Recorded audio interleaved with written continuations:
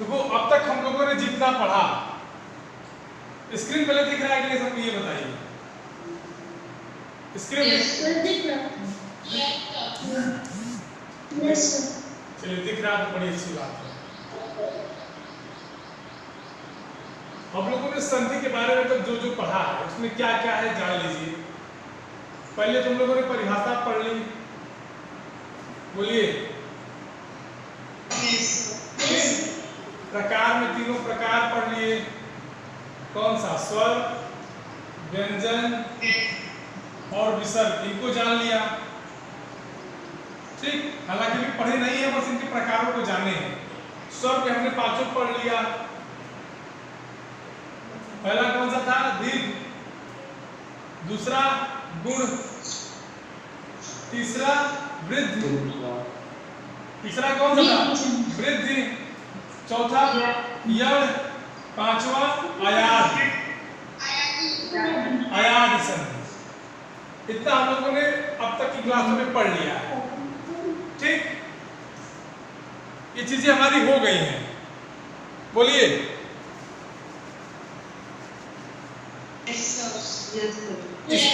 इसमें किसी को कोई दिक्कत है तो बताइए।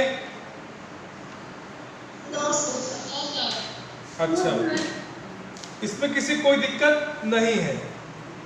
उसके बाद जब हम लोगों ने व्यंजन संधि शुरू की, जब हम लोगों ने क्या किया? व्यंजन संधि शुरू की।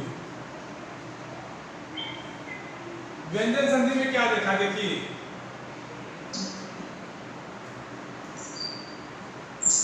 हम लोगों ने व्यंजन संधि शुरू की तो क्या किया कि पहला क्या था कि पहले वर्ण का तीसरे वर्ण में परिवर्तन। वर्ग के पहले वर्ण का, याद है किसमें परिवर्तन? तीसरे में परिवर्तन। हाँ, तीसरे में परिवर्तन। वो भी कैसे था कि इनके बाद कोई स्वर आए या यरल आए या किसी वर्ग का तीसरा या चौथा वर्ण आए। दूसरा क्या था? पहले वर्ण का पांचवें वर्ण में परिवर्तन। पहले वर्ण का पांचवें वर्ण में। इसके लिए क्या कंडीशन थी कि न या म आए। इसके लिए क्या कंडीशन थी कि न या म आए। ठीक, इसके बाद क संबंधी नियम थे, छ संबंधी नियम थे, याद है?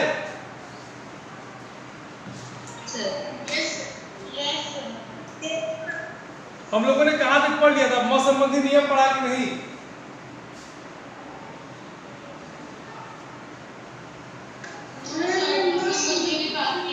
कौन सा नियम बाकी है?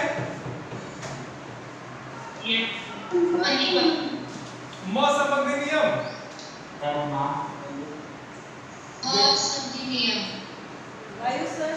देखिए म संबंधी नियम क्या क्या? ठीक है, म संबंधी नियम देखिए, म संबंधी नियम क्या कहता है समझिए। इसको नोट करिए आप लोग।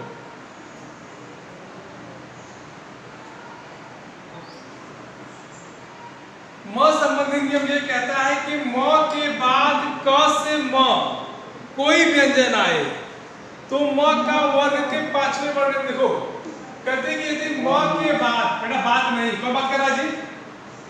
कौन बात कर रहा है? माइक ऑन करो, माइक ऑन करो।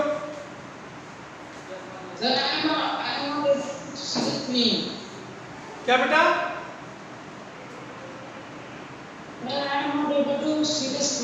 बेटा अब ये आपकी प्रॉब्लम है, स्क्रीन यहाँ से शेयर है।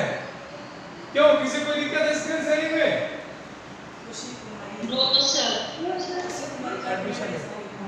एडमिशन नहीं बताइए बेटा, लेकिन फिर भी आप फोन कर लीजिए।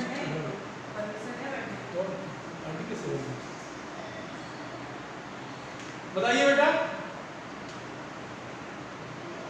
सब लोग स्क्रीन देख ले रहे हैं कि नहीं? बेटा अभी आपकी प्रॉब्लम है कि आप स्क्रीन ना देख पा रहे हैं। चलिए, क्या कहता है म संबंधी नियम? बेटा कह रहे कि म के बाद क से लेकर के म तक के कोई भी व्यंजन आ जाए, क से लेकर म तक कोई भी व्यंजन आ जाए,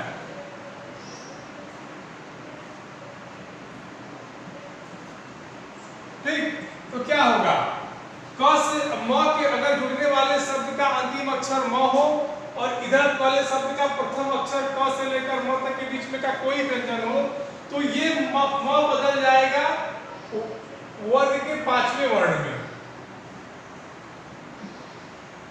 जैसे क से ये था ना कि अगर क के बाद न या म आ जाए तो वही स्थिति परिस्थिति म के साथ ही बदलती है। उसमें ये होता है कि म के बाद क से लेकर म तक का कोई व्यंजन आ जाए तो वर्ग के 5वें वर्ण में बदल जाता है, ठीक है।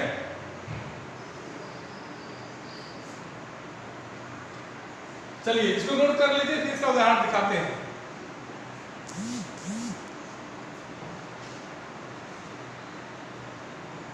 ठीक, चलिए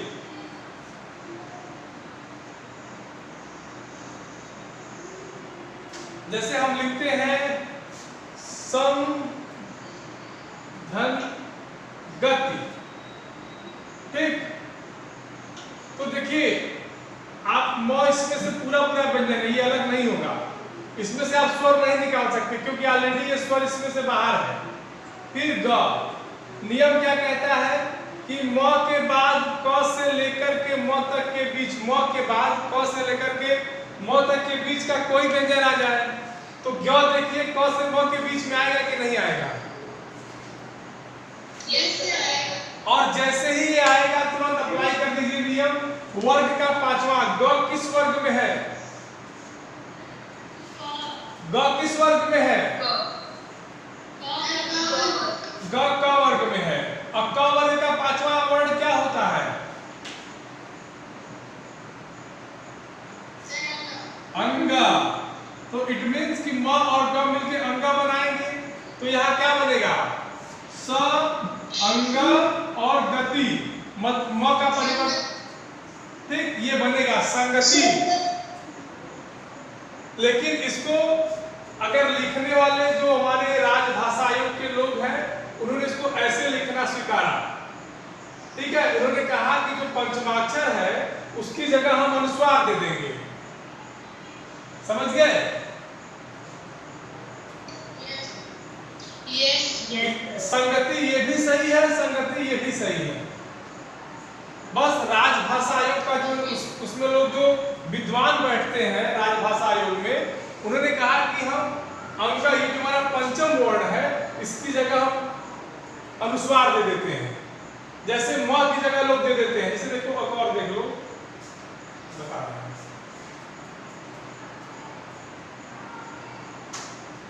जैसे सम धन ध्या, क्या बनेगा बताइए? क्या बनेगा? देखिए म को निकालिए और ध, अब इस नियम को लगाइए तो म बदलेगा वर्ग के 5वें वर्ण में। ध किस वर्ग का है? ध किस वर्ग का है? त वर्ग का। और त वर्ग का 5वां अक्षर क्या होता है? न होता है। इट मींस कि ये बनेगा न, और हमारा ये क्या बनेगा?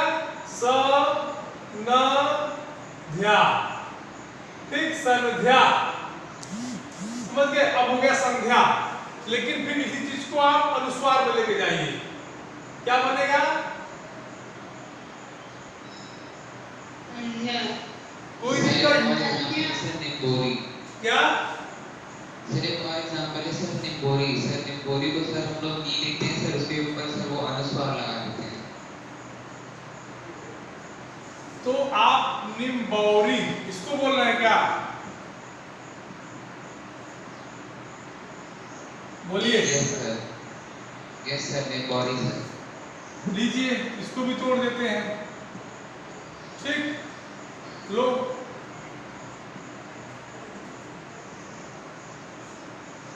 समझ गए?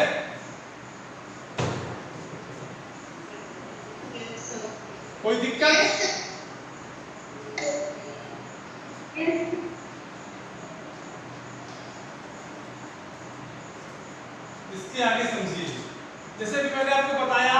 संगति में ये, हाँ सॉरी संगति है ना,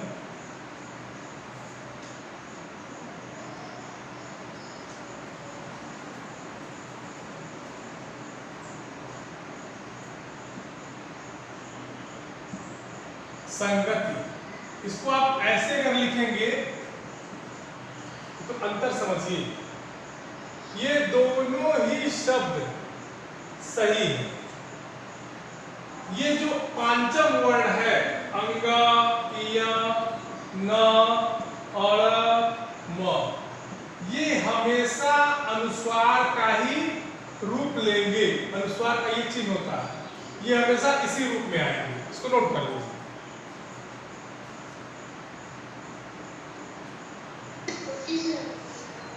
ठीक,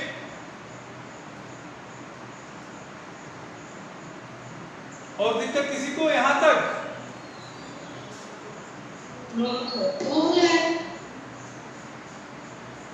अच्छा, कभी कभी देखो कुछ परिस्थितियां अलग बन जाती हैं। जैसे ये तो था म के लिए कि यदि म के बाद क से म के बीच में कोई व्यंजन आ जाए तो म बदल जाता है उसी वर्ग के पांचवें वर्ण में। लेकिन अगर म के बाद फिर म आ जाए तब, म के बाद अगर म आ जाए तब, बोलिए, तब द्वित्व का प्रयोग होता है। तब किसका प्रयोग होता है? द्वित्व का। द्वित्व माने समझते हो क्या होता है? जिसको आप लोग आधा बोलते हैं। जैसे आप लिखिए सम्मुख, तो इसमें एक को आप आधा बोलते हैं ना, आधा म, फिर पूरा म बोलते हैं ना। इसी आधा म को, जिसको आप लोग सामान्य बोलचाल की भाषा में प्रयोग करते हैं, इसी को द्वित्व कहते हैं। क्लियर हो गई बात? तो यदि म के बाद तुरंत म आ जाए, ऐसे हम कहते हैं कि कोई उदाहरण दिया है इसमें, हाँ, समधर्मान, समधर्मान क्या बनेगा बताइए तो? सम्मान। क्या बनेगा? कैसे बनेगा? म के तुरंत बाद म आया तो ये बना आधा द्वित्व। समझ गए? समझे कि नहीं समझे ये बताओ। किसी को कोई दिक्कत, कोई डाउट?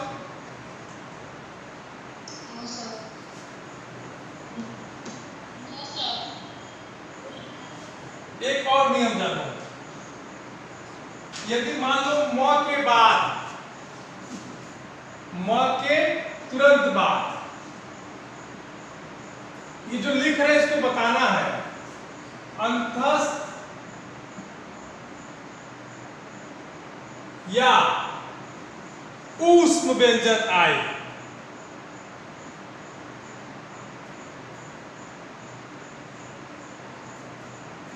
ऊष्म व्यंजन आए,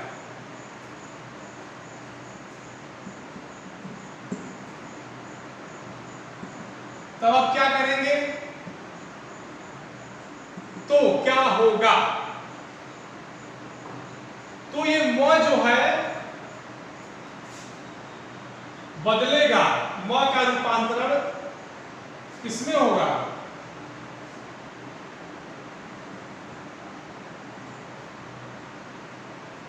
अनुस्वार में।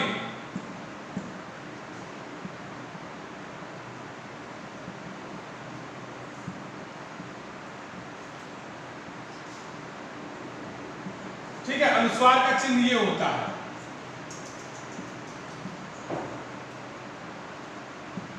इसको समझिए, अगर न समझ में आए तो बताएं हम।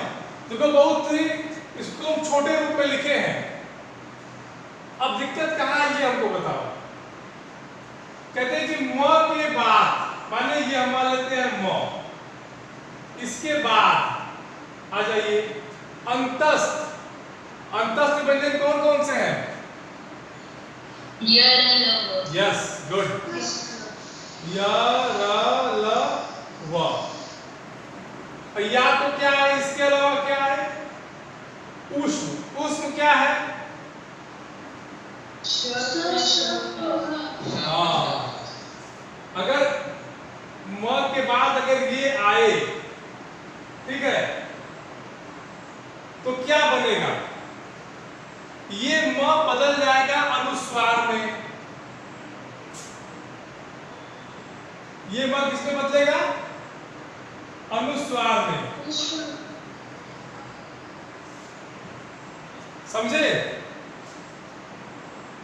यदि म के बाद अंतस्थ माने यरलवा आए या उष्म आए, दोनों कंडीशन है।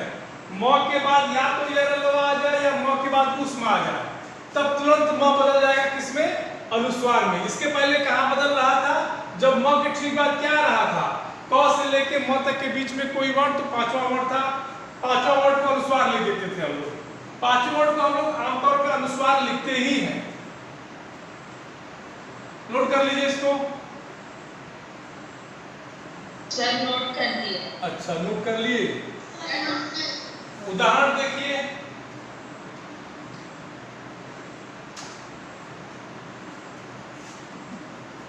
सम धन यम, क्या होगा? म और य क्या बनेंगे?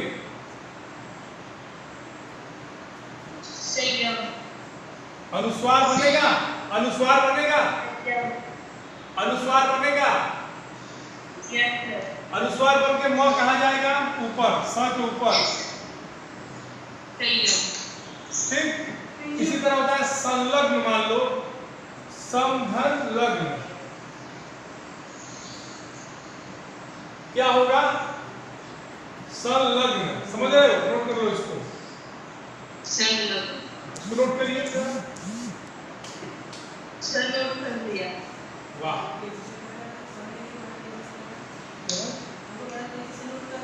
हाँ, जब स्क्रीनशॉट मार लेते हो तो मामूली सा थोड़ी। तुम लोग लिख रहे हो तो स्क्रीनशॉट मार जरा, दिखाओ कापी तो। कापी दिखाओ तो।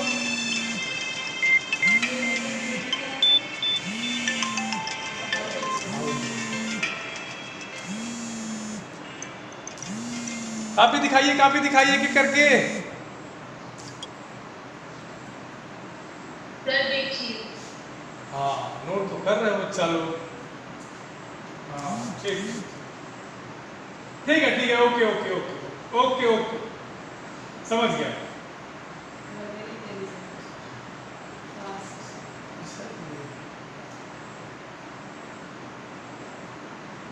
चलिए आगे देखिए, अगला नियम क्या कहता है?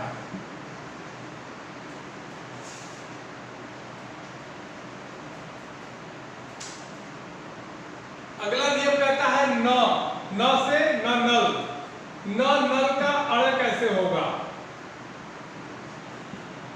मतलब न का अड़ कैसे होगा?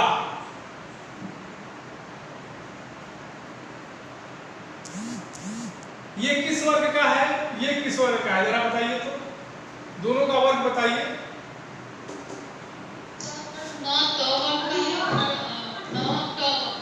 हाँ, ये त वर्ग का है। दोनों अलग अलग वर्ग के हैं। और ये इसमें कैसे बदलेगा? मतलब इसका जो पंचमाक्षर है, जो पंचम वर्ण है, ये दूसरे वर्ग के पंचम वर्ण में कैसे बदलेगा, इसको हम जानते हैं। कहते कि री, र और स के बाद, देखिए, री, र और स, इनके बाद अगर क्या आए? न आए तो, लेकिन कंडीशन है इनके बाद ही ना आना चाहिए, ये जान लीजिएगा। न आए तो क्या होगा? क्या होगा जी? बोलो। अरे न का न होगा। न आए तो न का न हो। तुम पागल हो क्या? न का अड़ा हो जाएगा, लेकिन बस इसी कंडीशन में, बस। इसके अलावा इसमें कुछ भी अगर जुड़ा तुरंत बदलेगा। क्या बेटा? एग्जाम्पल क्या लिखा है, पढ़ो।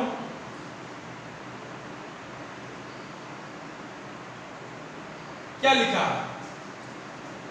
रीड तोड़ दो इसको, लीजिए। देखो री के बाद ना आया तो तुरंत बड़ा बदला। बोलिए। Yes sir. Yes sir. अब किसी को कोई दिक्कत? सर ऋण का अर्थ क्या होता है? डेट रहता है। ऋण का मतलब होता है कर्ज, उधार। ठीक? हाँ, ये होता है। सर ऋण का मतलब ये भी तो होता है कि जब उसको उधार व्यक्त करते हैं कहते हैं कि उसकी ऋणी है। हाँ, तो जब उसके कर्जदार है तभी तो उसकी ऋणी है। कुछ काम किया होगा तभी तो उसके हम ऋणी है। भले वो पैसा मत दे, लेकिन कुछ ऐसा काम किया होगा जिससे हमारा भला हो जाए, तो उसके ऋणी हो गए। बोलिए। Yes sir. किसी कोई दिक्कत यहाँ तक? No sir. ठीक। सर।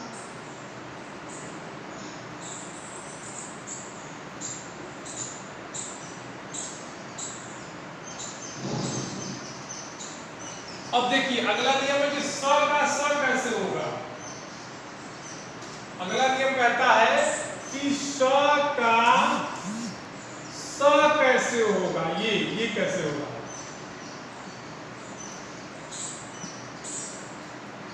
एक नियम इस पे भी तो लगना चाहिए, क्योंकि व्यंजन संधि है तो लगभग लगभग पूरे व्यंजन की बात होनी चाहिए ना।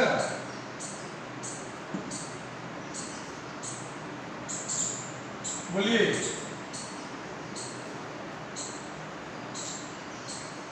Yes sir. कैसे होगा बताइए।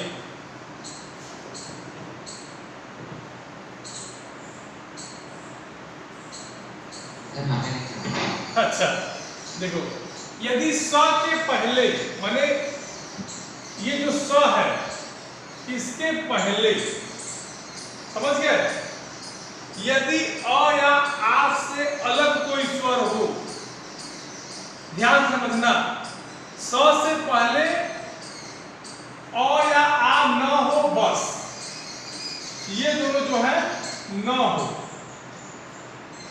तो स का स हो जाएगा। लेकिन क्या हुआ? और आगे जैसे ई वी ना। तो वही तो कह रहे हैं कि बस इसमें जो है स और स के बाद अ और आ न हो। ठीक, जैसे हमारा ही नाम ले लो, हमारा नाम ले लो। देखो एक उदाहरण तो यही बन गया। क्या बनेगा? अ भ ई को तोड़ दीजिए, फिर से का। ठीक, ये भी समझ में नहीं आ रहा है, इसलिए तोड़ते हैं इसको अच्छे से। कहते हैं अ भ को तोड़ दीजिए, ई हो जाएगा, फिर से, फिर का। अब इसी चीज को मिला लीजिए। स के पहले कौन सा अ और आ नहीं ना है? स के पहले अ और आ, स के पहले अ और आ नहीं है ना? स के पहले अ और आ नहीं है ना? बस इतना आपको बताइए। Yes sir. और जब अ और आ नहीं, तुरंत स कहाँ बदलेगा? षटकोण स में, और ये बन जाएगा अभिषेक। ठीक, ओके ओके बेटा। अब किसी कोई दिक्कत यहाँ तक?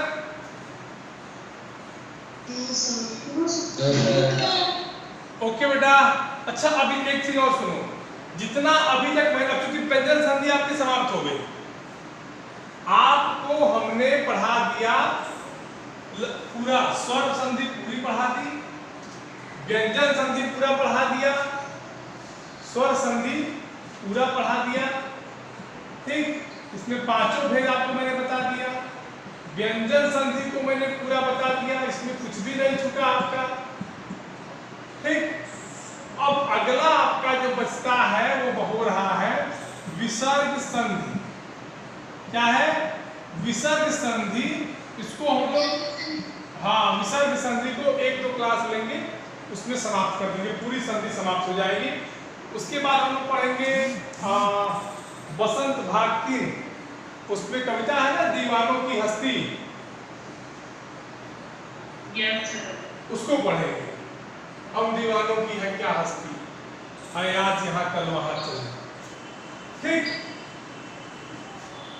तो अब जो मैंने आपको पढ़ा दिया है, समझिए मैं क्या कह रहा हूं, उसको समझिए। जो मैंने पढ़ा दिया है व्यंजन संधि में और स्वर संधि में, अगर कुछ भी किसी को दिक्कत हो तो भैया आप पूछ लीजिए, फिर बाद में ये मत कहिएगा कि सर मुझे समझ में नहीं आया था। ठीक है? हाँ, पूछिए। सर एक बार आप नेक्स्ट